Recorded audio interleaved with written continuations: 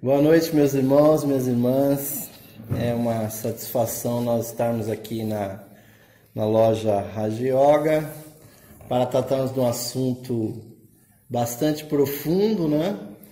Mas ao mesmo tempo bastante agradável, principalmente porque eu vou tratar, né? Eu vou tratar com vocês sobre o lado oculto da missa, né? Para quem não sabe, eu sou sacerdote, né, da Igreja Católica Liberal, uma igreja que funciona inclusive aqui nesse mesmo complexo aqui da instituição Pitágoras, e que tem na sua teologia muita conexão com a filosofia teosófica, porque os seus fundadores foram todos membros da Sociedade Teosófica. Então, é muito grato para mim estar aqui abordando esse tema, e vou falar primeiro de um aspecto histórico, né, sobre a missa, e depois eu vou falar realmente sobre o lado pesquisas de teósofos clarividentes acerca do lado oculto da missa, né? E o que é muito importante a gente ter em mente, meus irmãos, é o seguinte: o trabalho de uma igreja é um trabalho muito diferente do trabalho aqui da Sociedade Teosófica, que é um trabalho da Sociedade Teosófica, é um trabalho intelectual, né? Um trabalho fraternal. A Sociedade Teosófica tem os seus 3 objetivos, que é formar um núcleo de fraternidade sem distinções, que é o seu primeiro objetivo. O segundo objetivo é estudar, né, comparativamente as religiões, as filosofias e a ciência. E o terceiro objetivo da Sociedade Teosófica é a investigação dos poderes latentes, né, e das leis ainda inexplicadas da natureza. E justamente essa investigação dos poderes latentes do ser humano, muitos membros da Sociedade Teosófica, através das práticas do yoga, através de práticas esotéricas, se tornaram clarividentes, e muitos não abandonaram a sua fé cristã simplesmente pelo fato de serem teósofos, teosofistas, e continuaram trabalhando nesse sentido. E as suas investigações com relação à fé cristã e com relação aos rituais cristãos acabaram demonstrando o poder sacramental que existe por trás, né, dessas práticas, e é mais ou menos o que eu vou expor aqui para vocês hoje. E só relembrando, né? E primeiro começando com uma coisa um pouco etimológica, né? O termo missa é um termo popular, né? O termo realmente teológico para missa é Eucaristia, e Eucaristia quer dizer ação de graças, né? Ação de graça, meus irmãos, é justamente um tipo de prática que leva o ser humano a um contato com a divindade, com a sua natureza divina, e isso está dentro muito do que os antigos teósofos, né, os neoplatônicos do segundo, terceiro século, chamavam de teurgia, ou seja, aliado ao conhecimento espiritual, que é a teosofia, eles tinham também as práticas teúrgicas, né? Teurgia, que quer dizer trabalho divino. Então, é possível não só a pessoa ter conhecimento dessas coisas, mas também fazer um trabalho prático, né? Então, o trabalho de uma igreja é diferente do trabalho aqui da Sociedade Teosófica, porque o trabalho de uma igreja é um trabalho devocional. É um trabalho que depende da aplicação dos nossos sentimentos, da nossa devoção, que é algo que está caindo muito em desuso hoje em dia, né? Que as pessoas estão muito confusas realmente com relação aos seus sentimentos e nem conseguem entender, né? Muitas pessoas realmente se aproximam de mim pela internet, por outros meios aí, e perguntam, mas Osmar, o que é devoção? Devoção, meus irmãos, é um dos tipos de relação amorosa que você estabelece com o seu semelhante ou com o próprio universo.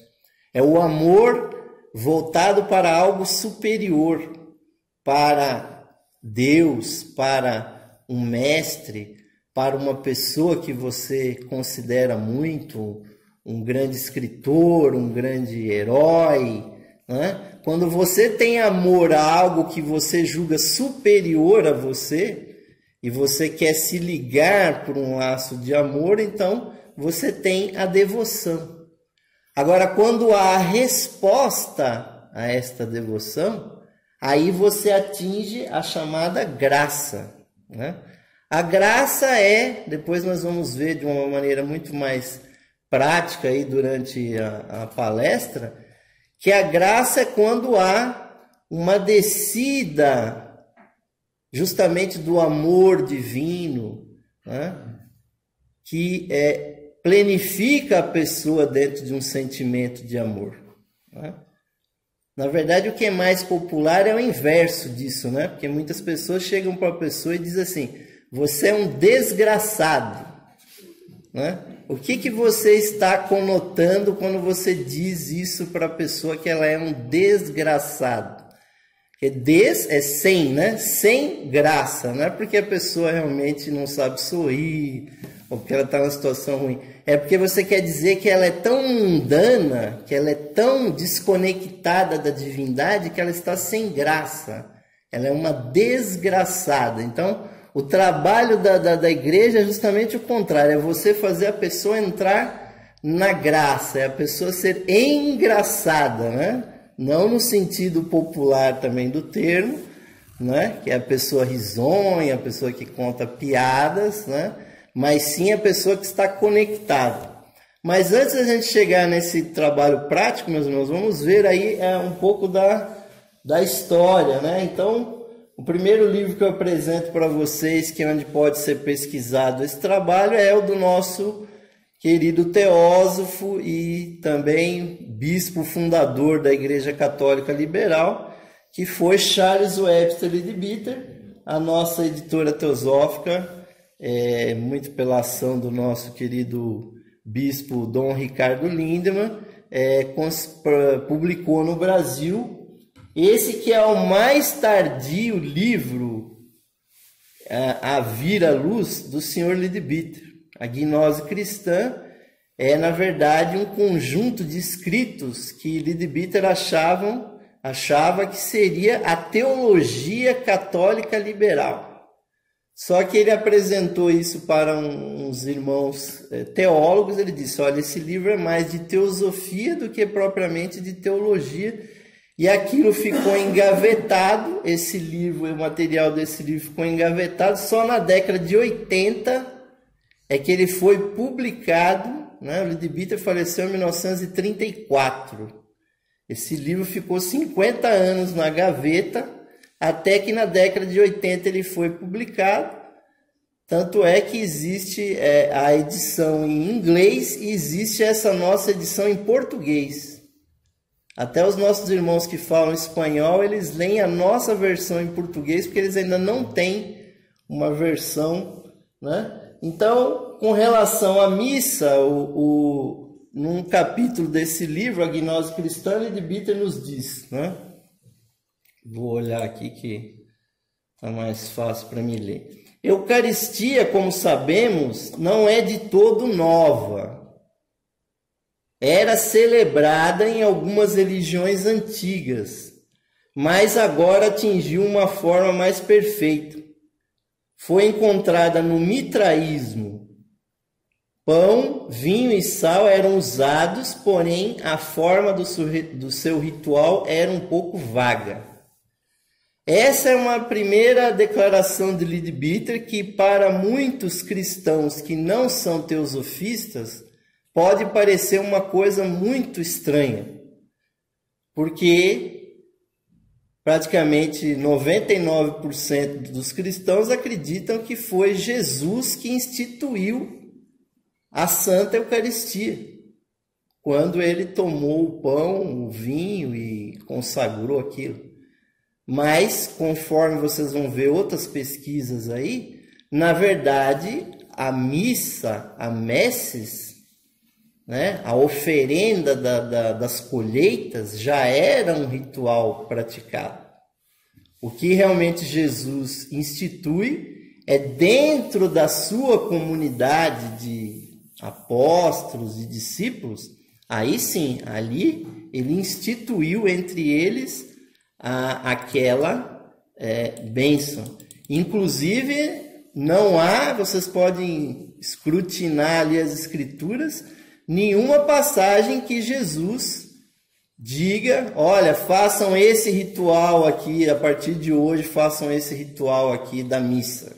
Não existe isso. E nos primeiros 2 ou 3 séculos da história cristã, o ritual chamado missa não era celebrado. E, aliás, não era celebrado com os detalhes que são celebrados hoje. Jesus não tinha lá com ele e os seus apóstolos nenhum cálice de ouro, não tinha candelabros, não tinha cibório, não estava vestindo casula, batina e tudo isso.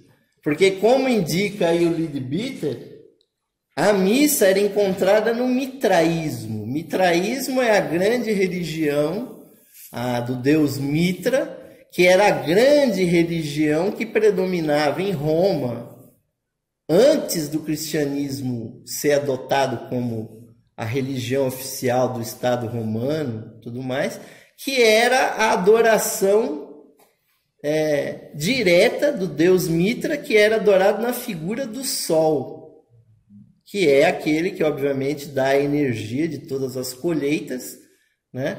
Porque missa, messes, quer dizer a homenagem à colheita.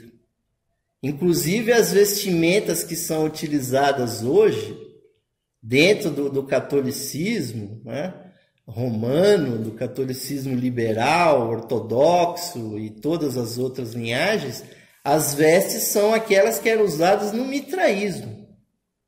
Inclusive a própria mitra, né, que é o ornamento de cabeça do bispo, é chamado Mitra, que é o nome do deus principal, né, da divindade no mitraísmo.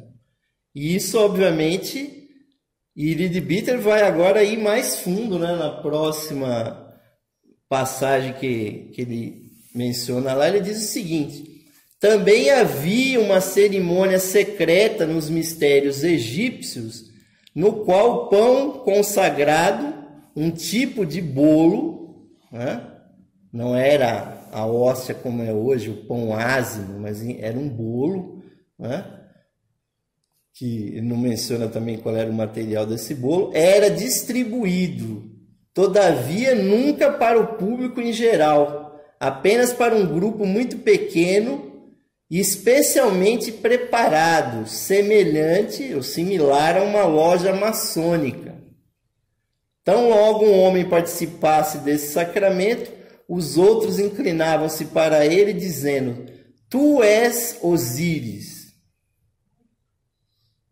Ou seja, o que Leadbeater está dizendo aí que a missa ou a Eucaristia, a ação de graça, já existia no Egito. Ao invés de ser a hóstia, era um pão que era consagrado, dividido e distribuído. E o que ele diz aí que isso era esse grupo aí era similar a uma loja maçônica.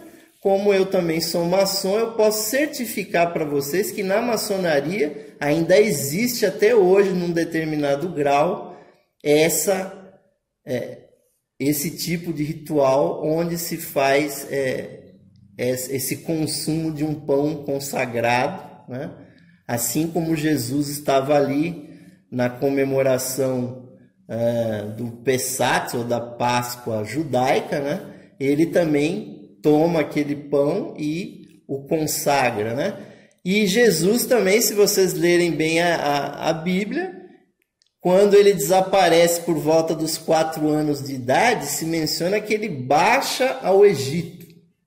Ou seja, ele indica, as escrituras indicam que Jesus foi viver no Egito, fugiu para o Egito. Então, se Jesus aprendeu aquele ritual em algum lugar, deve ter sido no Egito. Pode seguir aí, querido. E continua Leadbeater. O esquema egípcio era provavelmente o mais próximo do nosso. Os ritos eram dirigidos pelos sacerdotes dos mistérios e altos iniciados, que irradiavam a influência sobre o país, intencionalmente e com conhecimento. Por que Leadbeater mencionava isso? Por que menciona isso?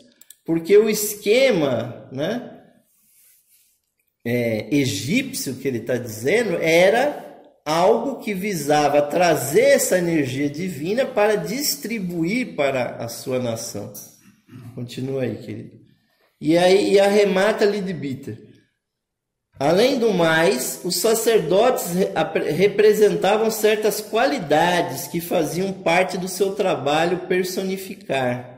E durante suas reuniões, cada um esforçava-se para desenvolver sua própria qualidade ao máximo e depois efundi-la sobre o mundo. Tendo se voltado para o interior em dado momento, durante o processo, e tendo passado por determinada cerimônia, eles então voltavam-se para o exterior e enviavam a influência para o mundo. Em outro livro do Sr. Leadbeater, ele menciona que em determinadas reuniões maçônicas egípcias, cada presente tomava como se ele fosse corporificar uma certa qualidade. Um pegava o amor, o outro a justiça, o outro a fraternidade, e cada um meditava e depois tentava irradiar aquilo, ou seja, fazer a distribuição, enviar aquilo para o povo. Então aí, meus irmãos, nós já temos aí 2 fontes diferentes para a missa, que não aquela que foi mencionada por Jesus. E vamos daqui a pouco ver uma terceira. Mas eu vou citar também o livro da senhora Blavatsky, que é As Origens do Ritual na Igreja e não por acaso na maçonaria, que ela faz uma conexão, aliás, muito teosófica, né? Que no passado existiu uma, por assim dizer, uma sabedoria primordial que os antigos tinham, que os grandes iniciados partilhavam. Tudo isso, meus irmãos, faz crer que então que os rituais antigos têm a mesma origem, tanto os maçônicos egípcios quanto aqueles que nós chamamos de cristãos, né? Então a senhora Blavatsky menciona o seguinte: a palavra missa vem do latim messes, que significa colheita, donde o nome de Messias, né? Aquele que faz amadurecer as colheitas, ou o Cristo Sol. Daí vem também o antigo Messes, o grande sacrifício à deusa das colheitas, a Ceres Eleusina, ainda a terra, Messes para os iniciados, missa para os profanos, que hoje veio a ser a missa cristã ou litúrgica. A antiga oferta dos frutos da terra ao Sol, o Deus Altíssimo, símbolo do grande arquiteto do universo, que aí já é um termo maçônico, né? Que é o Gadu, né? Muitas pessoas vão lendo textos teosóficos, aí trombam com o Gadu, não sabem exatamente. O Gadu é um acrônimo para grande arquiteto do universo, que para nós já é tranquilo, né? Então, o Deus Altíssimo, símbolo do grande arquiteto do universo, dos francos maçons de hoje, tornou-se a base do ritual, a mais importante dentre as cerimônias da nova religião. Ou seja, Blavatsky vai dizendo aí que tudo isso, meus irmãos, que a gente vê hoje, na verdade é uma adaptação dos mistérios antigos. Pode passar aí, Jorge. E continua Blavatsky, durante a grande missa, o altar mor, ou a ara máxima, é ornado com o tabernáculo, ou pix, a caixa no qual o santo sacramento é fechado, e com as 6 lâmpadas, o que a gente vê até hoje nos altares cristãos. O significado esotérico do tabernáculo e seu conteúdo, símbolo do Cristo Sol, é a representação do luminar resplandecente, e as 6 velas representam os 6 planetas. E ela complementa aqui, os primeiros cristãos não conheciam mais do que 6 planetas, e mais o Sol, né? 3 à sua direita e 3 à sua esquerda, e isso é uma cópia do candelabro de 7 braços da sinagoga, cujo significado é idêntico, né? A chamada menorá judaica. E para a gente sair da Blavatsky aqui, ela diz: o leste, sendo o oeste o ponto cardeal de onde surge o astro do dia, o grande dispensador e sustentáculo da vida, criador de tudo que existe e respira neste globo, não é de se estranhar que todas as nações da terra tenham adorado nele o agente visível do princípio e da causa invisível, e que a missa seja dita em honra daquele que é o dispensador das messes ou colheitas. Mas entre a adoração do ideal em si e a adoração do símbolo há um abismo, não é? Uma coisa é você ter um símbolo, outra coisa é a realidade em si. Então, para o egípcio douto, ou seja, aquele que era iniciado, o sol era o olho de Osíris, não o próprio Osíris.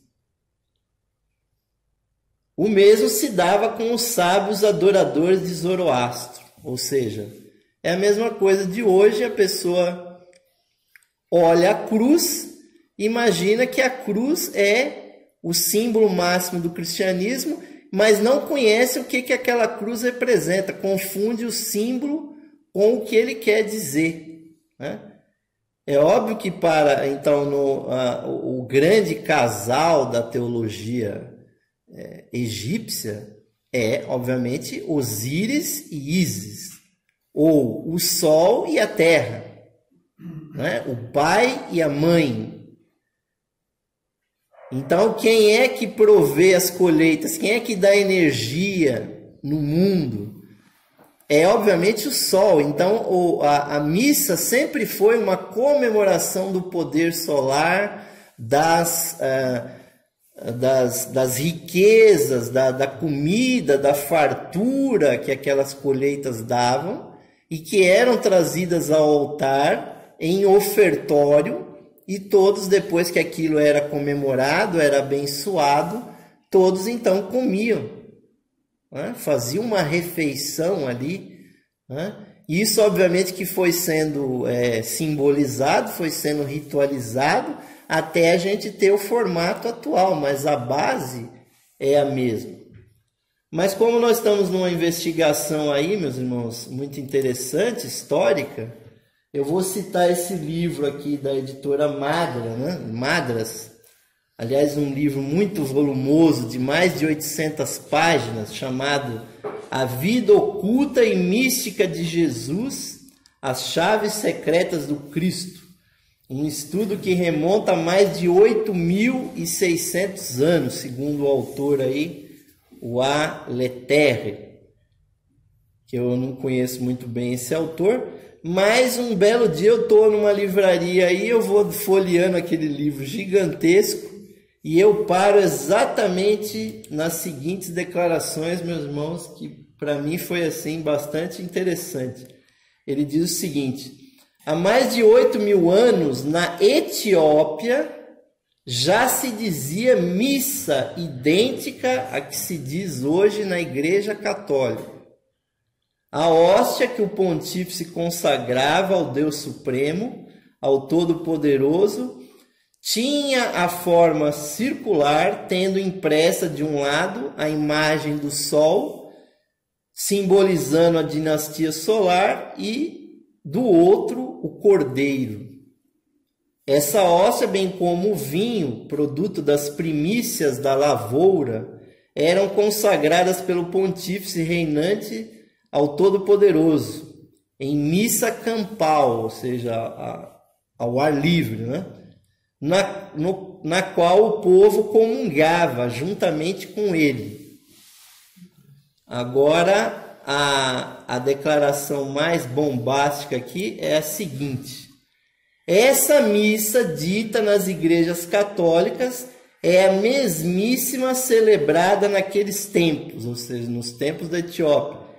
E aí vem a bomba. Foi o alexandrino Amônio Sacha, ou aquele que aqui na teosofia a gente conhece como Amônio Sacas, fundador da escola neoplatônica de Alexandria, mestre de Orígenes, Plotino, Longino e outros, quem a copiou, ou seja, quem copiou o ritual da missa e deu aos padres católicos, que a souberam adaptar, aí já vem uma crítica do autor aí, subrepticiamente ao seu culto, séculos depois da morte de Jesus, constituindo hoje o principal baluarte em que se apoia o romanismo.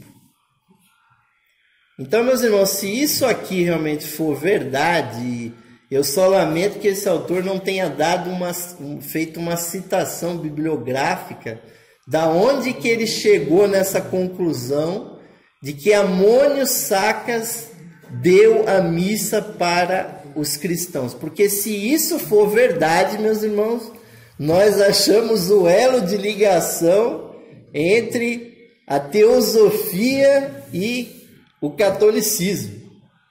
E Blavatsky comenta muito que naquela época em que praticamente o cristianismo estava para ser adotado como religião oficial do Estado romano, havia uma grande influência dos neoplatônicos com relação ao pensamento cristão ali. E realmente aquela prática da missa não era a prática cotidiana dos assim chamados presbíteros, né, os padres ou bispos, né, os episcopos, mas por incrível que pareça, é nessa época que intensifica-se exatamente a prática da missa. E aí, obviamente, adaptando aquelas vestes mitraicas e tudo mais, né? Mas se realmente Amônio Sacas ligou isso, meus irmãos, com o cristianismo, nós temos aí um grande antecessor escolástico. Eu só queria realmente ver uma citação aí bibliográfica aonde que esse autor concluiu isso, que Amônio Sacas era padre, né? Porque ele não era só passar o texto da missa para os padres, mas sim, ele tinha que transmitir como que aquela missa era feita, como que o ritual era celebrado, né? E ele, inclusive, ainda dá mais detalhes, né? Muda aí, querido. Essa missa era celebrada pelo pontífice em ação de graças ao Criador, por ter ele abençoado e protegido a lavoura, razão pela qual eram ofertadas as primícias da colheita que haviam sido recolhidas ao templo, mas sem holocausto, ou seja, não havia um sacrifício de animais ali, mas sem holocausto à divindade de espécie alguma. Esse ritual ainda se verifica em certas ilhas da Oceania. Ou seja, em algum lugar do mundo, na Oceania, ainda há essa missa primitiva que teria sido trazida. E nós temos que lembrar que Clemente, tanto Ammônio Sacas como Clemente de Alexandria viviam nessa cidade, Alexandria, que era o porto que recebia os navegantes e os conhecimentos do mundo todo, né? E ele dá mais detalhes, esse Aleterre. Ele diz o seguinte: a missa chamava-se Avarna Puja, ou Festa da Presença Real de Deus, e se decompunha assim: Hassaná, que deu origem à palavra Hosana, ou invocação, Suagata, elevação do cálice, Árquia, consagração da hóstia, Madhuparka, comunhão no cálice de ouro, Atchamaves, ablução das mãos no alguidor de prata, Dupa, incensamento do altar e do tabernáculo, Nivédia, comunhão dos fiéis, e Arsevadan, a bênção aos fiéis e a aspersão da água lustral, ou seja, da água benta. Então esse autor ele teve acesso aí a um material que eu não sei porque ele não dá muita referência, porque para ele dizer que esse ritual ainda é feito na Oceania e dizer que Ammônio Sacas é que trouxe a missa para dentro do catolicismo, realmente é uma conexão muito interessante e se junta àquela ideia que Lidbita coloca que a missa não é novidade e que não foi exatamente inaugurada pela primeira vez por Jesus. Que, aliás, eu acho que Jesus realmente não inventou nada, né? Porque ele pediu para ser batizado, então ele não é inventor do batismo. Ele foi num casamento, então ele também não é o inventor do casamento. Ele fez um monte de coisas que é muito compatível com as declarações que ele fazia, de que ele estava realmente continuando uma tradição, e não criando, inventando uma nova tradição. Então eu recomendo muito para vocês esse livro aqui, que na verdade hoje ele está sendo, que é o Cristianismo Esotérico de Annie Besant, né? Publicado pela editora Pensamento, que hoje está sendo publicado com outro título. Está sendo publicado como As Revelações Secretas da Religião Cristã. Eu só trouxe essa capa aqui do livro para mostrar para vocês como é que era exatamente a ideia dessa adoração do sol na forma da cruz, porque obviamente que a maioria dos cristãos está completamente alheio à ideia de que na missa o sol é representado na cruz. Porque se há um símbolo antigo, meus irmãos, é o símbolo da cruz. Hoje em dia, inclusive, é até uma maneira moderna de você ver por que o Sol é representado como uma cruz. Se vocês olham aí os satélites que existem hoje 24 horas por dia observando o Sol, com imagens, você vê saindo do Sol, o plasma que é ejetado para fora do Sol vem circulando e dá a impressão exatamente de que é o quê? Aquele símbolo antigo do catavento, a roda dos ventos, né? Exato, você já está até quase dando a palestra, já está lendo a minha mente, assim, né? A suástica, né? Porque a suástica é o símbolo da religião mais antiga da Índia, que é o jainismo.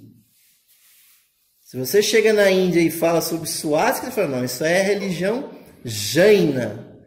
Não tem nada a ver com nazismo, coisa assim. Aliás, esse negócio dos lados aí é bobagem. Se o giro da suástica é destrógico, ou sinestrógico, né? Tem até um nome técnico, né? Se gira para a direita é destrógico, se gira para a esquerda é sinestrógico, né? O nome é horrível esse, né? Quer dizer que é negativo, né?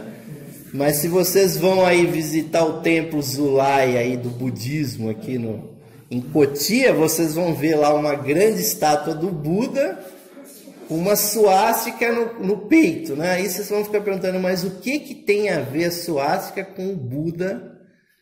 O Buda era nazista? Não, meus irmãos, não tem nada que ver uma coisa com a outra. Nasceu, nem era comemorado no nazismo, muito pelo contrário. O que os nazistas comemoravam era o poder do sol. É o único poder cósmico que o ser humano realmente tem acesso, é o poder do sol. Eles faziam grandes procissões com tochas acesas e as pessoas no chão ali faziam a própria suástica no chão, elas iam desfilando e fazendo a suástica, né? Dirigido por aqueles maravilhosos cineastas lá, nazistas, né? Eles sabiam o que representava a suástica. Agora é engraçado que os cristãos ainda acham que a cruz é onde Jesus morreu, né? Muita influência aí da dramaturgia, da cinematografia, né? Da iconografia, que dão aquela ideia, né? Errada, porque se vocês lerem para valer lá os evangelhos, Paulo, por exemplo, né? Que não conheceu Jesus, né? Mas se converteu ao Cristo, porque ele foi cegado no caminho de Damasco, ele não conheceu Jesus. Consta até, inclusive, que ele perseguia os cristãos. Era um judeu que perseguia, Saulo, inclusive, era o nome dele. E ele, depois que ele se converte, ele passa para Paulo, né? Paulo, que quer dizer pequeno, né? Tem muita gente aí que bota esse nome nos filhos aí, Paulo, Paula, né? Paulo quer dizer pequeno. E ele, inclusive, disse que ele se achava o aborto de Deus, porque ele não sabia como é que ele era tão ignorante que ele não havia se convertido ainda àquela luz cegante, que obviamente é a luz da espiritualidade interior, né? E ele diz nas suas cartas que Jesus foi morto e atado num madeiro. Ele não diz que Jesus foi crucificado, mas sim que ele foi morto e preso numa madeira, numa árvore, em algum lugar assim.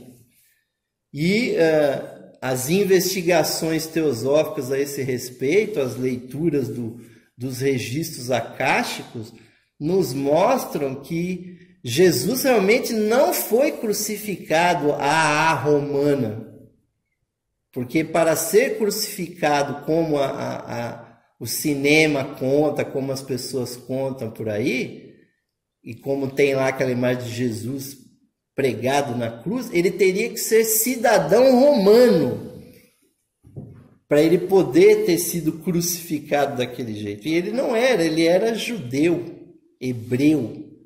Então, Leadbeater, Blavatsky, Geoffrey Hodgson, Eliphas Levi, vários outros aí, G.S. Mead, que escreveu, né? Se eu fosse ficar citando bibliografias aí, né? Eu estou dando as bibliografias porque, como sempre, o Osmar inventa essas coisas aí, vem falar na internet que... Mas todos os escritores disseram que Jesus, G.S. Mead escreveu inclusive um livro chamado Viveu Jesus 100 anos antes? Porque, e Geoffrey Hodgson é mais específico, ele diz que Jesus viveu 115 anos antes daquela época em que dizem que ele faleceu, que seria o começo da era cristã. E que não havia romano nenhum naquela situação lá, era Jesus com seus irmãos hebreus, e quem realmente matou Jesus, e na verdade ele foi lapidado, ele foi linchado, foi totalmente destruído o seu corpo e pendurado os pedaços nas madeiras, né? Como faziam aí até muito recentemente, até no Brasil, aí o nosso querido Tiradentes aí, ele teve um destino assim, foi morto, enforcado e depois foi esquartejado, o seu corpo exposto, pedaços do seu corpo exposto aí em praça pública. Tem até aquele quadro aí famoso aí, brasileiro, que traumatiza qualquer um de ver aquele corpo do Tiradentes. Foi assim realmente que Jesus morreu. Passa aí, meu querido. Mas, meus irmãos, aí tem essas afirmações que vão nos trazer para uma outra dimensão. A afirmação de São Vicente de Lérins, que ele diz: afirmemos aquilo que se acreditou em todas as partes, sempre por todos, porque isso é verdadeira e propriamente católico. Ou seja, o que se acreditou em todas as partes. Ou seja, eu estou dizendo para vocês que havia missa na Etiópia, que havia missa na Oceania, que havia missa no Egito, que Jesus estudou no Egito e veio e fez aquela missa para os seus apóstolos. Então é essa tradição que é católica, e a palavra católica quer dizer universal, é essa tradição que está vindo até nós. E Santo Agostinho também arremata: a idêntica coisa que agora chamamos religião cristã existiu entre os antigos e não faltou dos começos da raça humana até a vinda de Cristo em carne, desde cujo momento a verdadeira religião que já existia, porque Deus não começou a existir quando nasceu Jesus. Deus já existia e já existiam pessoas religiosas, sábias, santas, antes de Jesus. A sabedoria não começa com Jesus, a salvação não começa com Jesus. Então tudo isso já existia e depois de Jesus começou a chamar-se cristã. Então o fato dele não ter morrido na cruz, meus irmãos, não tira nada desse simbolismo. O Geoffrey Hodgson diz que o que está descrito na Bíblia é simbolismo. E que, na verdade, o momento da cruz é um momento de exaltação, de subida da consciência do iniciado até o sol. A morte que está implícita ali não é a morte do corpo físico, mas é uma transformação espiritual extremamente grande que Jesus provavelmente passou não no momento da sua execução entre os judeus, mas sim quando ele estava sendo iniciado no Egito, aonde ele deve ter passado pela osirificação. Provavelmente até dentro de uma daquelas pirâmides lá que, né, o History Channel, o Discovery Channel diz que é tumba de faraó, né? Apesar de nunca ter se encontrado um faraó dentro daquelas pirâmides, mas eles dizem que é tumba, né? Aquelas pirâmides, meus irmãos, é onde aconteciam os rituais. A osirificação era feita dentro daquelas pirâmides.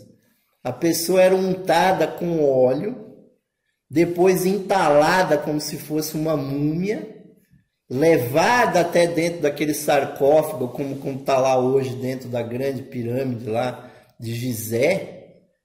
E ali, dentro daquela energia, daquela gigantesca pirâmide, meus irmãos, a pessoa se projetava no astral e, como diz, é a morte mística. A pessoa vai para os infernos, que é o baixo astral, e depois de 3 dias a pessoa ressuscita, ela volta para aquele corpo. Ou seja, a ressurreição é uma verdade tão profunda, porque a pessoa ter vivido aquelas experiências espirituais e depois voltar. E na maçonaria hoje em dia, quando se fala dos mitos de Irã Abif, é exatamente a mesma mitologia da ressurreição que se fala de Jesus. Então todo mestre maçom sabe o que eu estou dizendo, a pessoa que ressurgiu da morte. Não porque ela tenha morrido fisicamente, mas sim porque misticamente a pessoa faleceu. Então, aquela, né, maravilha que, né, Da Vinci ali foi ali ornar aquele refeitório lá na Itália e pintou a Santa Ceia, né? O que acontece aí, meus irmãos? Não é a primeira missa, mas sim é a missa que Jesus ensinou aos seus apóstolos, porque ele estava tão imbuído do Deus Sol, né? Jesus estava tão possuído daquela ideia, daquela realidade, que ele fazia aquelas declarações: eu e o Pai somos um, né? Antes que Abraão fosse, eu sou. Exaltou a sua consciência até o nível divino. Por isso que ele era sacerdote, ele era padre, então ele tomou o pão. Eu não posso falar exatamente o texto da missa, senão vai acontecer aqui, mas ele toma o pão, a água lá, o sal que ele tinha lá, o vinho, né?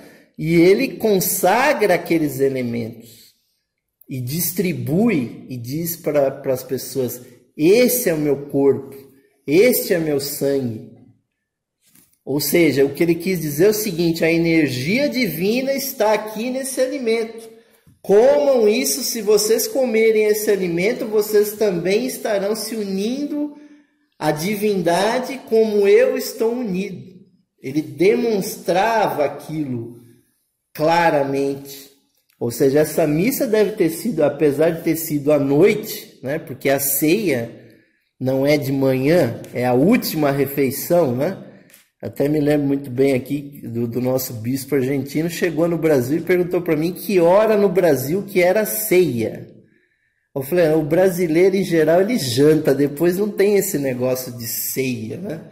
Que acho que lá na Argentina ainda tem uma outra refeição depois do jantar, lá pelas 10 horas da noite, tem a ceia. A Santa Ceia era a última refeição do dia. E Jesus brindou ali todos os seus convivas com aquela energia que estava nele, que ele evocou. Deve ter sido uma missa maravilhosa. Continuando, aí nós já passamos por um lado mais místico. Então nós temos um outro sacerdote da Igreja Católica Liberal, clarividente, que foi Geoffrey Hodgson, escreveu esse livro, O Lado Interno do Culto na Igreja. E ele diz o seguinte, vai, Jorge. Os cristãos católicos pretendem que, com seu triplo ministério de descendência espiritual, por ordenação sacerdotal desde os primeiros apóstolos de Nosso Senhor, com os seus 7 sacramentos ou meios de graça e seu esmerado cerimonial, a Igreja é uma sociedade divina, quer dizer, é uma comunidade animada pela vida do próprio Senhor, ou seja, animada pela energia divina. Ou, modificando a metáfora sem de modo algum alterar o sentido, é um instrumento, uma peça de intrincado mecanismo por meio do qual a graça, a descida do Cristo, né? Ou a bênção espiritual desce do alto e é amplamente distribuída pelos povos do Senhor encarcerados no corpo neste mundo. Uma igreja é um centro magnético estabelecido num determinado ponto da superfície do globo, no qual condições especiais foram criadas para permitir a livre passagem de força, vida e consciência do nível espiritual para o material e do material de volta para o espiritual. Ou seja, o que Geoffrey Hodgson diz é que a igreja tem um mecanismo de atuação. E esse mecanismo, meus irmãos, que é a tradição do templo, isso é alguma coisa que no ocultismo, na teosofia, é estudado das mais diversas formas. Quando você estabelece um templo, você usa de conhecimentos técnicos para que ele seja uma máquina iniciática. Uma pirâmide, meus irmãos, não é um sarcófago de um faraó ou de ninguém que tenha sido enterrado lá. Ela é uma máquina iniciática. Um templo, como uma igreja, também é uma máquina iniciática. Ela visa fazer a energia divina passar por ali, de cima para baixo e de baixo para cima. Ou seja, é um centro de comunicações, de telecomunicações cósmicas, que são arranjados ali. Daqui a pouco nós vamos ver o mecanismo, né? Mas continua o Geoffrey Rhodes, diz o seguinte: idealmente, toda pessoa deveria prover dentro de si própria estas condições. Porém, no presente estágio da evolução humana, só aqueles que se adiantaram bastante à sua civilização estão aptos para alcançar esse fim. O ideal diante de cada devoto, diante de cada cristão, é que, eximindo-se da necessidade de uma igreja externa, possa ele tornar-se uma igreja em miniatura, levando a força, a vida e a consciência de Deus para o homem, e o amor, a adoração e o culto e serviço do homem para Deus.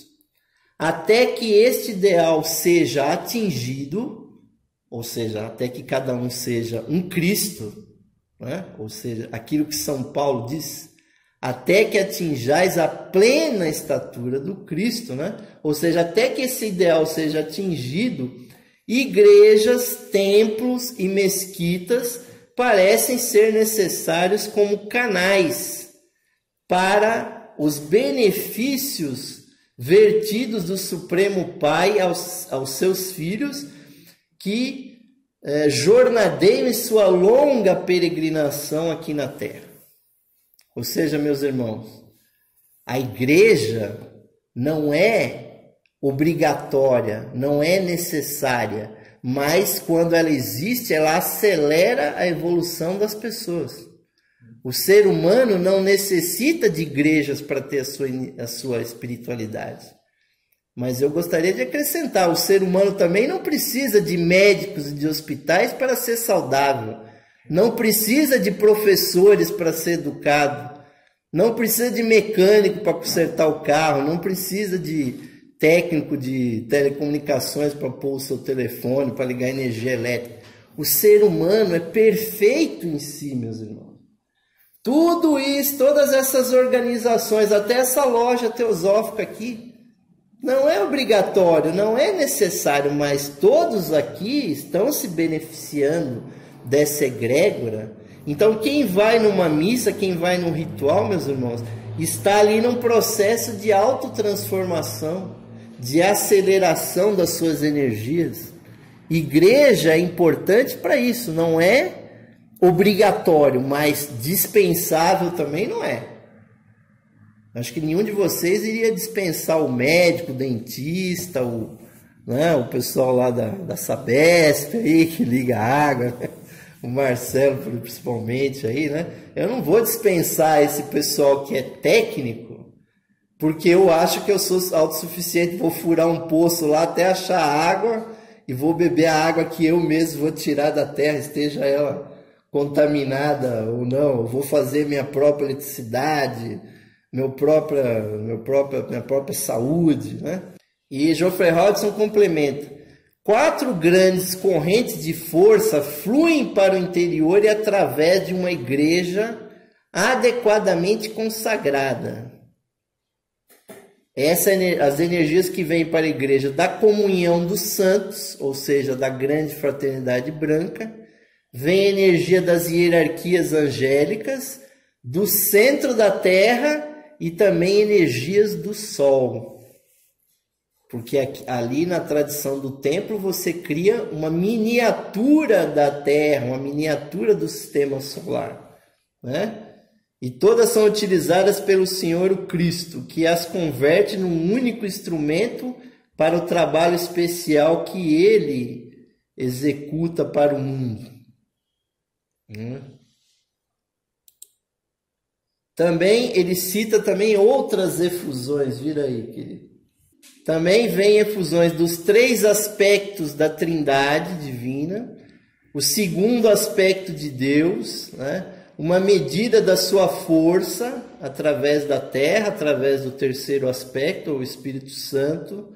Também vem a força da grande fraternidade branca, principalmente na figura do instrutor do mundo, ou seja, do Cristo.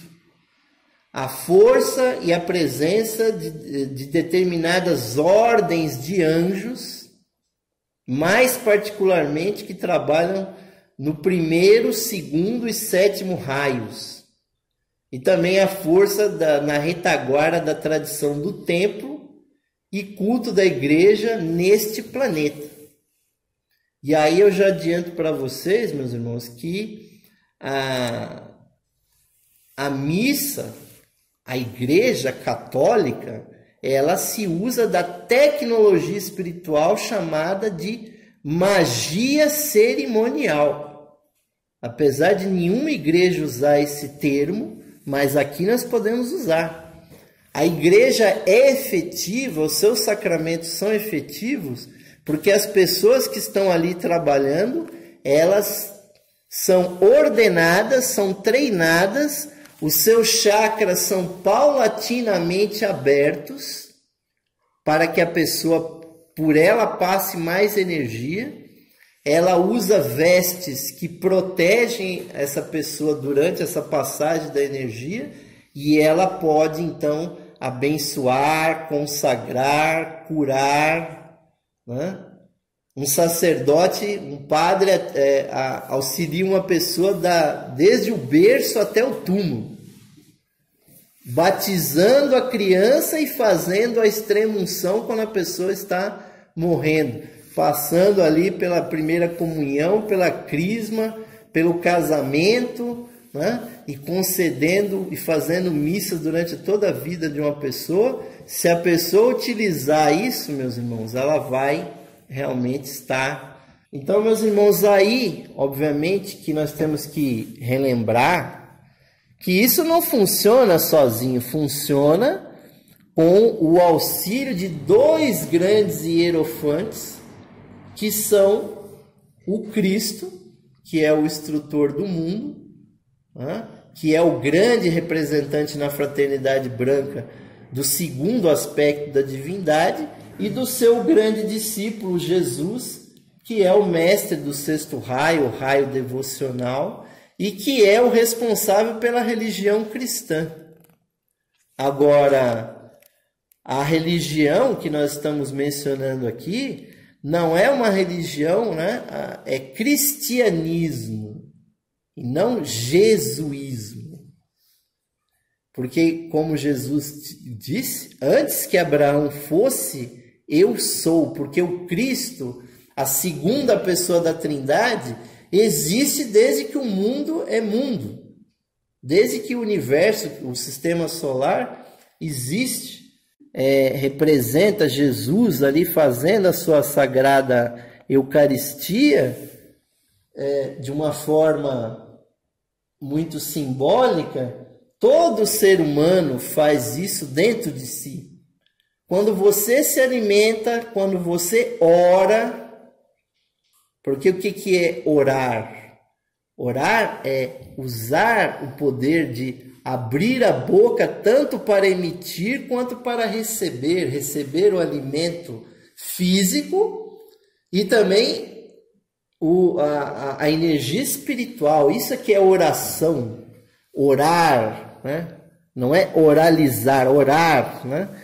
Então, o Mestre Jesus deu inúmeras instruções de como fazer isso.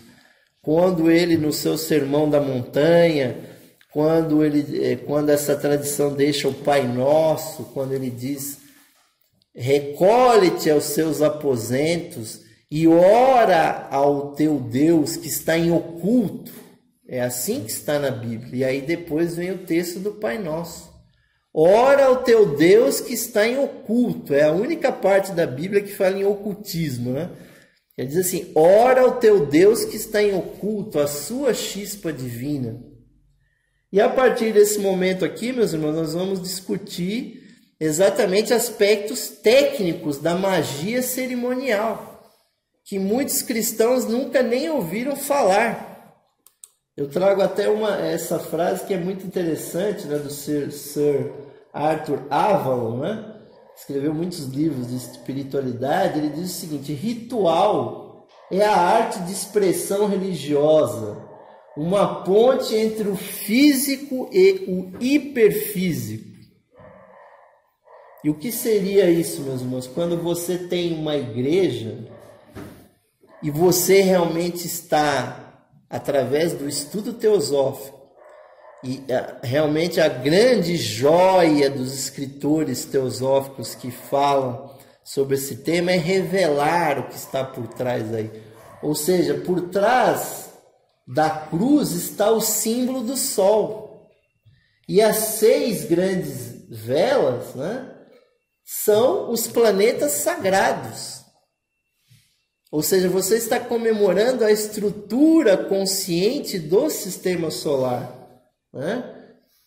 Então, quando a pessoa vê aquilo tudo dourado, né, coberto de ouro, a pessoa fala: não, mas essa igreja ela é, né, muito profana, porque ela gosta de ouro, gosta de riqueza. Não, meus irmãos, o elemento sagrado da tradição dos mistérios que se conecta com o sol é o ouro. Assim como o ferro se conecta com Marte, assim como a prata se liga com a Lua. Aí é preciso usar ocultismo, tem que se ter conhecimento técnico. Ou seja, ali, meus irmãos, não é o patíbulo, não é o lugar que Jesus morreu.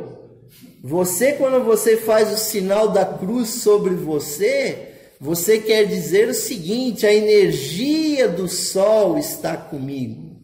Ela me protege, ela me energiza, né? Aí tem a controvérsia se o sinal da cruz é assim, se é assim. Cada um faz do jeito que quer, né? Desde que seja uma cruz, né? O sacerdote na missa faz 30 cruzes em cima dos elementos sagrados ali. Por quê? Ele está emitindo de si mesmo ali naqueles elementos, está consagrando com cruzes. Ele está dizendo: a energia do sol está entrando aqui, a energia do sol está entrando aqui, a energia do sol está entrando em mim, a energia do sol está indo para vocês. Ele não está dizendo: Jesus morreu aqui, Jesus morreu aqui. Não, meus irmãos, deletem isso da cabeça de vocês. Estudem realmente o ocultismo.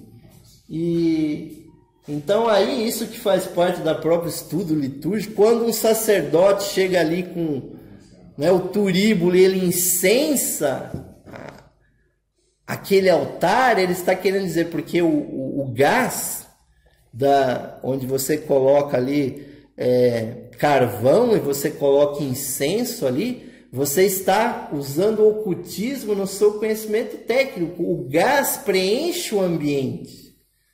Cada molécula de gás tenta preencher todo o ambiente e você coloca aquele perfume, você isola magneticamente aquele ambiente. E também tem a ver com o aspecto mental, né? Então o incensamento não é uma frescura da igreja. É algo técnico, inclusive porque não é um incensamento só, são 2 incensamentos. Né? Todo mundo pelo menos já viu, pelo menos a missa do galo lá, e o Papa vai lá e incensa 2 vezes o altar. E aí uma coisa muito técnica, meus irmãos, todo altar católico ele tem uma pedra de ara. Isso é uma coisa muito interessante, é uma pedra de mármore, aonde o cálice, a pátena, a água e o vinho são... Ali é que é feita realmente a missa, a consagração. E esse conhecimento ocultista, esse conhecimento realmente da magia cerimonial é tão técnico que dentro daquela... Ali tem um quadradinho menor ali. Vira aí, querido. Dentro daquele quadradinho menor estão colocados, pelo menos assim é na Igreja Católica Liberal, estão colocadas as pedras que conectam aquela ara com os 7 raios. Você tem diamante, o primeiro raio, tem a safira, o segundo raio, né? Não, ainda bem, a minha filha chama Safira, né? Então ela está bem colocada ali com o segundo raio, né? A esmeralda, né? Que também alguém devia ter posto o nome da filha aí de esmeralda, né? Terceiro raio, topázio, né? Quinto raio, rubi, sexto raio, jaspe, sexto raio, ametista, sétimo raio. Eu me lembro como se fosse hoje um dia que eu fui com o Ismael ali numa joalheria aqui no centro de São Paulo comprar essas pedras para colocar na minha pedra de ara, para mim poder celebrar uma missa. Porque sem aquela pedra não fica conectado realmente, ligado com os 7 raios.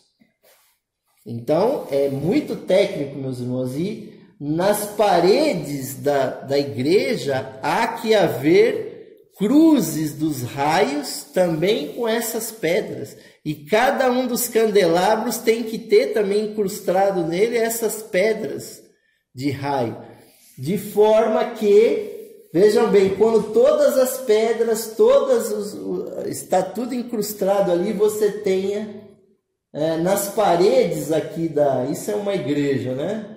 Esquematicamente, nas paredes aqui você tem as cruzes de raio penduradas na nave da igreja, também há pedras de raio. Lá no altar você tem as 7 pedras na pedra de ara. Nos candelabros também você tem as pedras de ara. E você faz então feixes energéticos dos raios, aonde uma pessoa que está sentada dentro dessa igreja, como nós temos uma aqui montada na instituição Pitágoras, ela está recebendo uma intensificação dessa energia dos 7 raios. E a missa, que tem todas essas passagens, meus irmãos, que vai da invocação, asperges, cântico, confiteor, né, absolvição, primeiro incensamento, introito, kyrie, glória, a leitura das coletas, epístola gradual, o munda cormeu, o evangelho. Depois, quando é na minha missa, então é a parte terrível, a parte do sermão, né, que é cumprido, né, como vocês devem imaginar. Depois o credo, o segundo incensamento, o lavabo, prefácio, os santos, até chegar na consagração, que é o momento que o sacerdote, então, toma o pão e o vinho, e ele, pelo poder que foi investido a ele, sacramental, e conectado com o anjo da presença, ele vai fazer o grande milagre, o grande mistério da fé católica, que é a transubstanciação.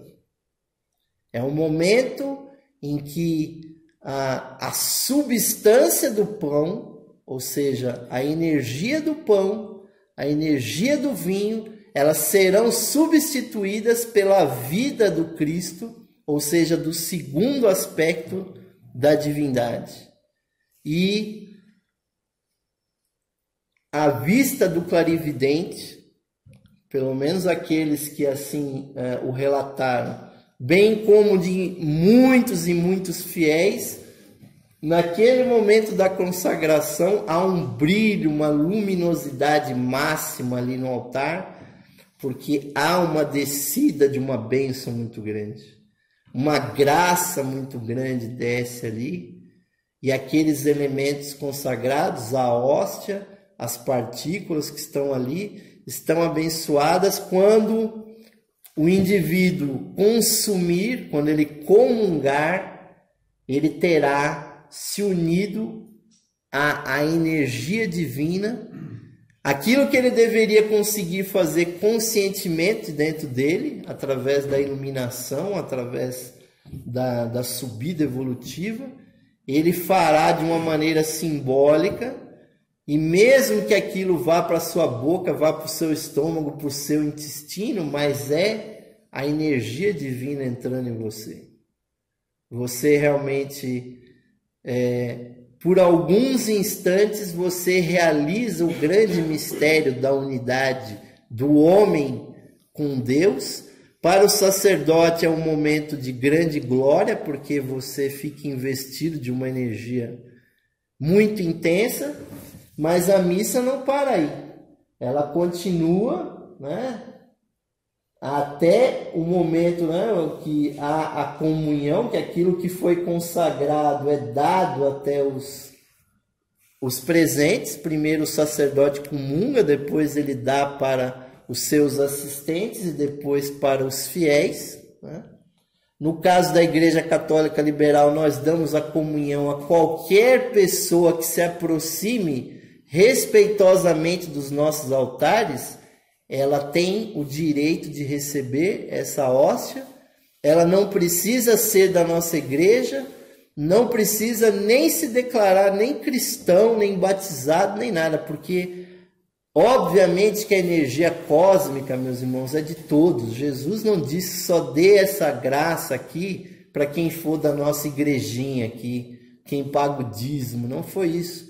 Na Igreja Católica Liberal comungam, né, cristãos, católicos, espíritas, maçons, rosacruzes, todas essas pessoas que estão interditadas aí nas outras igrejas. Porque se a pessoa é maçom, se a pessoa é Rosa Cruz, se a pessoa é espírita, ela é excomungada aí em outras igrejas. E não precisa do padre de dizer para ela que ela foi excomungada, porque isso já existem éditos seculares que dizem, olha, é da maçonaria, está excomungado, é do espiritismo, está excomungado. Vai lá na Umbanda, vai no Candomblé, está excomungado. Não precisa do padre vir avisar para você que você está excomungado. Ou seja, há teologias aí que já inverteram tudo.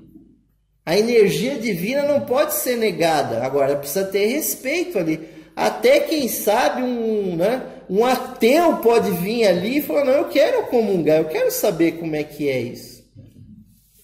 Pode vir um judeu, veja só que espetáculo, um judeu comungar na missa. É um fenômeno, né, meus irmãos? Isso só acontece na Igreja Católica Liberal, e aí a missa, né, termina.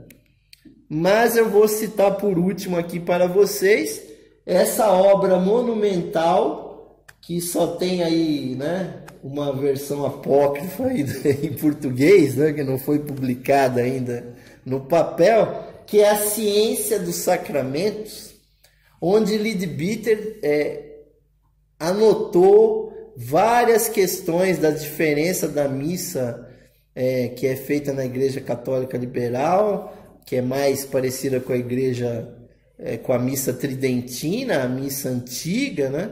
E a missa atual, a missa romana. E principalmente o que é legal nesse livro, A Ciência dos Sacramentos, é a visão oculta do que acontece no ambiente da missa. É isso que a gente vai ver em seguida. Primeiro ele cita igrejas famosas e discute por que, por exemplo, essa igreja de Santa Sofia em Istambul, que hoje é uma mesquita do islamismo, porque os islâmicos invadiram lá e transformaram aquela igreja numa mesquita, mas ela foi construída com aquelas cúpulas, meus irmãos, com aqueles minaretes, não por acaso.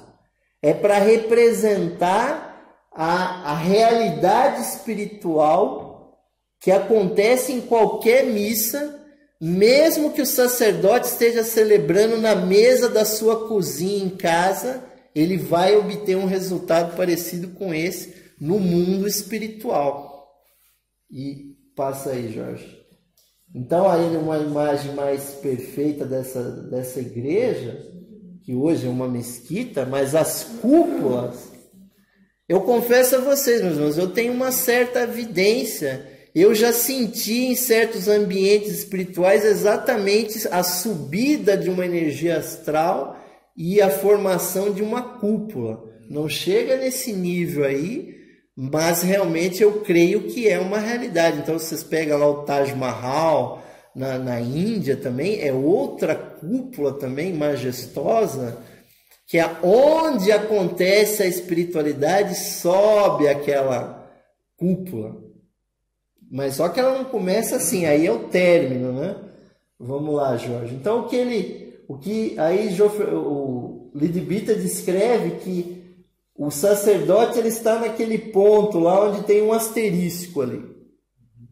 Ele começa a celebrar a missa, ele faz a primeira aspersão da água benta, e aí o sacerdote realmente tem que, se ele for fazer isso direitinho, ele tem que estar bem claro na mente dele que ele tem que gerar uma forma, pensamento, que ele está isolando astralmente aquele templo, e ele projeta então uma bolha astral que mesmo que a pessoa não esteja muito consciente disso, ela vai se formando, vai, Jorge, né?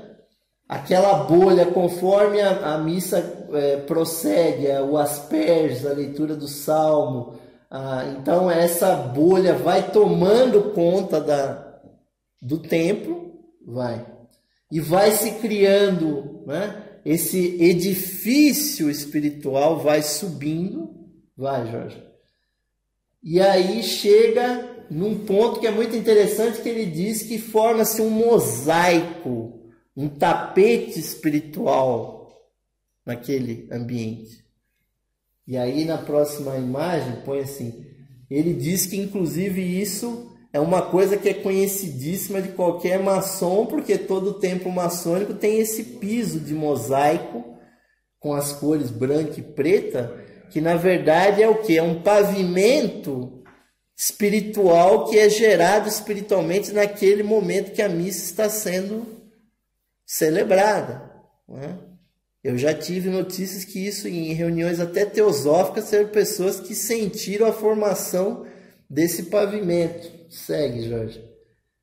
E aí aquela bolha vai crescendo, né? Vai subindo, Jorge.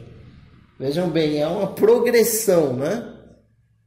Isso tudo gera o quê, meus irmãos? Um grande isolamento daquele ambiente com relação à parte externa. De forma que toda a energia positiva que está sendo ajuntada ali, ela atinja o máximo da sua expressão. Vai, Jorge. Até que chega a formar ali uma primeira caixa astral ali, podemos dizer assim, né? E ela vai subindo, Jorge. Ela vai subindo e aí se formam as primeiras cúpulas.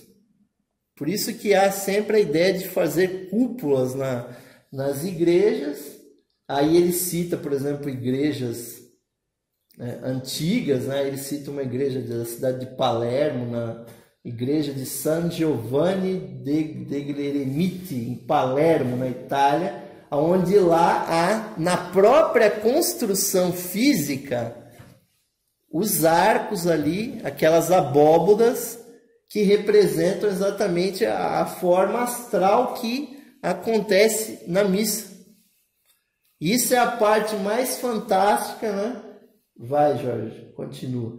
E aí vão subindo aqueles que são chamados os minaretes, ou aquelas grandes pontas que a gente vê nas catedrais e tudo mais, meus irmãos. Aquilo não é uma frescura, não é um rococó de escultores antigos. É a tentativa de representar isso, meus irmãos. Que no final, né, quando vai chegando, pode ir, Jorge.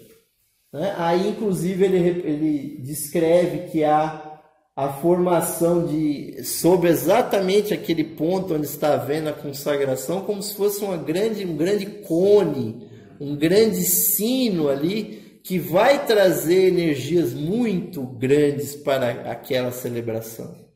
Por isso que, geralmente, nas gigantescas catedrais góticas, você fazia abóbodas muito grandes sobre a parte onde estava o altar, para tentar representar essa forma astral que finalmente ela vai culminar, né, aí já seria mais para o final da missa, né? Para frente, Jorge. Vai culminar, pode ir. Vai culminar com essas duas imagens aqui, meus irmãos, que é o edifício, a forma eucarística plena, onde você tem, mesmo que o sacerdote esteja numa missa campal, no meio do mato, no astral vai se formar essa forma, porque é isso que o ritual, todas aquelas formulações, aquelas palavras de poder vão levar à construção desse edifício, que vocês podem ver que é algo muito belo, digno realmente de uma catedral. E os detalhes técnicos aí, meus irmãos, pode ir passando, Jorge.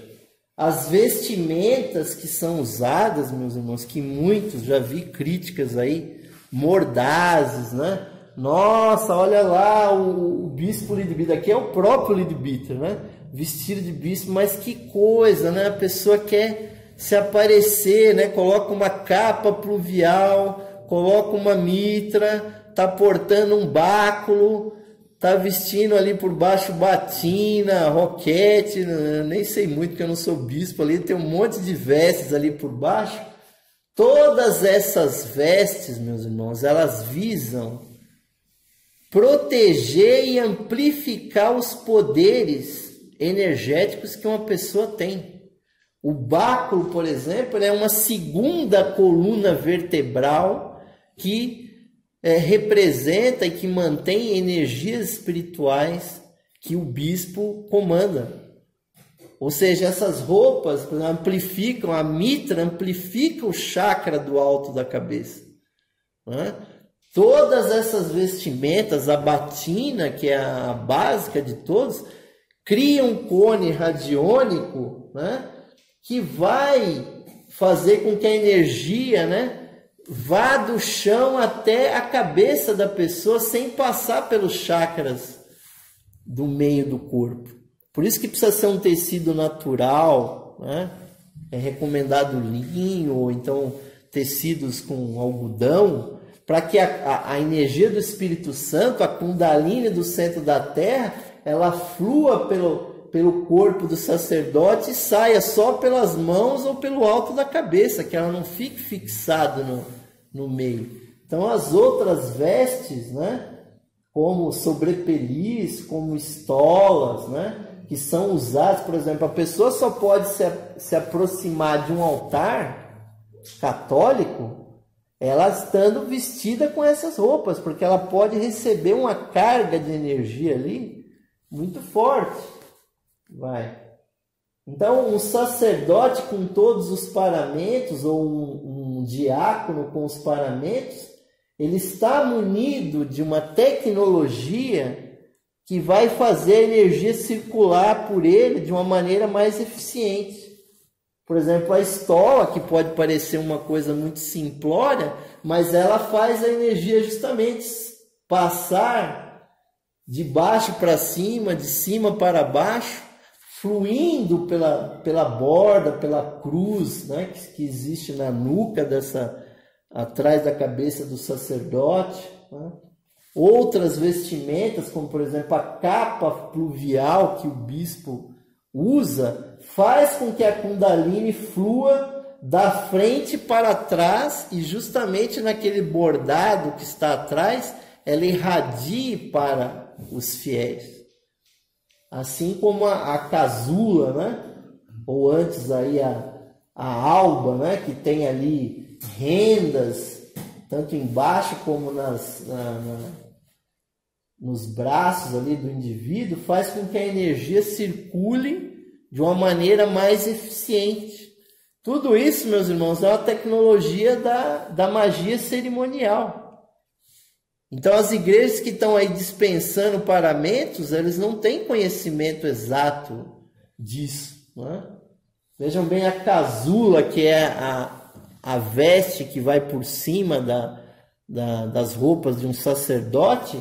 Elas visam aqui do lado esquerdo, você tem a frente dela, a energia e ela tem o formato de uma vesica Piscis, a energia sobe pela frente, nós usamos esse adorno que se divide como um Y, e ela vem pela frente, o sacerdote está ali consagrando, mexendo a energia, e ela se irradia para as costas, e nas costas há um adorno, e a energia então vai para o povo que está assistindo a missa. Então, pode se perguntar, a pessoa pode celebrar sem isso? Pode celebrar, mas quando ele usa essa vestimenta, ela é mais intensa. Isso é tecnologia espiritual, inclusive das mais antigas, né? Então, todos esses apetrechos que a gente usa numa missa, meus irmãos, elas visam o quê? A consagração, a purificação daqueles elementos, né? Não que tudo tenha que ser de ouro, né? Só dentro do cálice é que é necessário que seja ouro, por fora pode ser uma decoração mais simplória, mas há uma tradição aí, a ligação dos elementos vira. Então, isso aqui é o pesadelo do padre, né? Quando ele vai e fala assim, hoje, esse domingo, eu vou celebrar a missa. Ele tem que pensar, eu tenho asperges para jogar água benta, eu tenho turíbulo para fazer o incensamento, eu tenho naveta para colocar o incenso, eu tenho, onde é que está meu cálice, né? Onde que está o meu cibório, onde é que está a sineta, onde é que estão as galhetas para colocar a água e o vinho? Eu tenho lá o número de velas, né? e ali para colocar as velas, né? Cadê a minha cruz? A cruz está lá no altar, né? Eu já tive muitos pesadelos que eu estou sonhando que vou fazer a missa, mas está faltando uma coisa, está faltando outra, porque, meus irmãos, é muito técnico. É uma tradição que precisa ser respeitada, né? Mas que tem também um simbolismo muito, muito claro, né? Vamos tratar aqui só para a referência de vocês o que as coisas que estão ali no altar representam, né? Tanto no sistema solar quanto no homem. A hóstia, que é o pão que é consagrado, representa no sistema solar Deus Pai, mas no homem é a mônada, a chispa divina. O vinho é o Deus Filho no sistema solar, já no homem é a sua alma. A água, que é o Espírito Santo no sistema solar, é a personalidade. Então, quando o sacerdote mistura água naquele vinho, só uma pequena parte de água, ele quer dizer que a energia da mortalidade, a personalidade, ela se infunde na alma, no corpo causal, né? E nós já temos também a pátena ali, que representa as energias criadoras, e o cálice, né, que é o centro de tudo ali, ele representa aquele copo ou aquele santo graal que tanto falam por aí, né? Ah, Jesus tomou lá no cálice. Onde que está esse cálice? Vamos procurar o santo graal, meus irmãos, é o corpo causal do ser humano. Cada um de nós tem um cálice. E ali, quando o padre abençoa aquilo ali, meus irmãos, aquela água, aquele vinho ali, aquela hóstia, ele está fazendo exteriormente o que cada um de nós tinha que fazer internamente. Então, a transubstanciação, ou seja, a troca da natureza oculta do pão e do vinho, é um mistério que, obviamente, não é um mistério físico. É um mistério espiritual que é visível para o clarividente, mas o sacerdote que não é clarividente, ele tem que ter uma fé tremenda de que ele está levantando aquele pão, está levantando aquele vinho com aquela água, e ele crê e ele sente, tem que sentir que aquilo está sendo consagrado, porque ele vai distribuir aquilo para... Então é um momento solene, meus irmãos, que toda aquela devoção todo aquele amor que a pessoa tem que ter a Deus, porque foi isso que Jesus ensinou. Ama a Deus sobre todas as coisas e o teu próximo como a ti mesmo. Se você conseguir lembrar disso na hora de comungar, vai, Jorge, a pessoa realmente consegue perceber que aquela hóstia exterior está dentro de você mesmo, é a sua mônada, é a sua chispa divina, mesmo que você não tenha um padre para celebrar uma missa, desde que você não seja padre, mas aquele mistério está dentro de vocês, meus irmãos. E eu vou encerrar aqui, né? Pode ir mais uma aqui. Agradecendo muito a todos vocês, meus irmãos, pela paciência. Esse é um assunto muito grande, praticamente infinito, e eu só posso realmente abençoar todos vocês, que Deus Pai, Deus Filho, Deus Espírito Santo abençoe a todos vocês, e que todos vocês possam pesquisar mais esse assunto, porque na teosofia, né, como dizem por aí, né, na literatura teosófica tem muita informação sobre isso, e que isso um dia se torne uma realidade dentro do coração de todos vocês. Osmar, muito obrigado. As missas da Igreja Católica Liberal são aos domingos, que é o dia solar, dia do sol. Sim. Aqui mesmo, nesse ambiente, a que horas? Todos os domingos, às 10 da manhã, nós temos ali na capela da Igreja Católica Liberal missas, tanto celebradas por mim, pelo Padre Ismael, pelo nosso Bispo Dom Marcelo, que se encontra presente. Temos também as nossas irmãs da Ordem de Maria. Nós temos aqui a Igreja Católica Liberal presentes no espírito realmente comunitário, no espírito ecumênico que essa instituição Pitágoras tem, porque quem não sabe agora vai ficar sabendo. Nós temos aqui no Pitágoras lojas teosóficas, temos lojas maçônicas, temos a Igreja Católica Liberal, temos a Escola Esotérica de Teosofia. Todas estão aqui reunidas sobre a égide do grande Pitágoras, né? E eu convido a todos que quiserem conhecer, todos os domingos às 10 da manhã, estamos aqui na instituição Pitágoras, abertos para aqueles que quiserem participar das nossas missas, sabendo que nós somos padres, mas que temos a filosofia teosófica por trás de tudo isso, sustentando teosoficamente essa interpretação cristã, né?